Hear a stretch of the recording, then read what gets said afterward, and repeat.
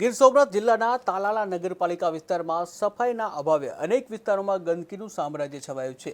ત્યારે શહેરી ગ્રામ્ય અને અનેક વિસ્તારોમાં ગંદકીનું સામ્રાજ્ય છે, જ્યાં શહેરી આરોગ્ય કેન્દ્ર તેમજ રેશન કાર્ડની દુકાન પાસે કચરાના ઢગલા એટલા વધી ગયા છે કે સ્થાનિકોને મોઢા ઉપર રૂમાલ બાંધી પસાર થવું પડી રહ્યું છે। જો કે સ્થાનિકોએ વારંવાર નગરપાલિકા તંત્રને ફરિયાદ કરી હોવા છતાં સફાઈની કામગીરી હાથ ધરવામાં નથી આવી।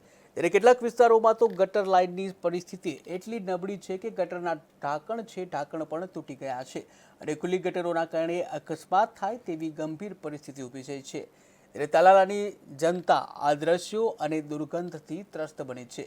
ત્યારે હવે જોવું રહ્યું કે નગરપાલિકા તંત્ર ક્યારે જાગશે।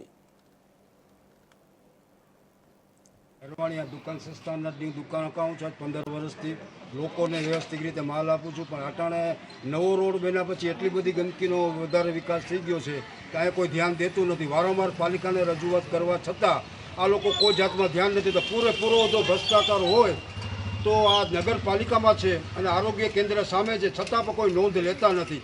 ગરીબ માણસો બિચારા અહીંયા માલ લેવા આવે છે અને બીમાર થઈને ઘરે જાય છે। આની જવાબદારી કેની? હું ધારાસભ્યને પણ રજૂઆત કરવાનો છું આ બાબતે કે જલ્દીમાં જલ્દીના આ વસ્તુનો નિવારો લાવે અને અમારા માંગનો એક વાત પૂરી કરે।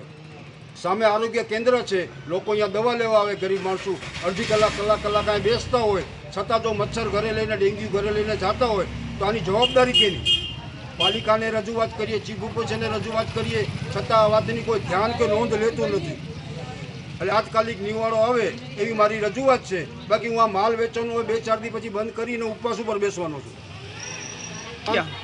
વારંવાર રજૂઆત કરવા છતાં આનો નિવાડો આવતો નથી। આ રોડ હજી હમણાં જ બન્યો છે, પણ આ રોડની હાલત જો ગંદકીવાળો કરી દીધો છે। ખાલી માત્ર રોડ તો બનાવવાનો છે, આ લોકો રોડ બનાવીને ગામમાંથી પૈસા લઈ લે છે, પણ એનું જતન કંઈ થતું નથી।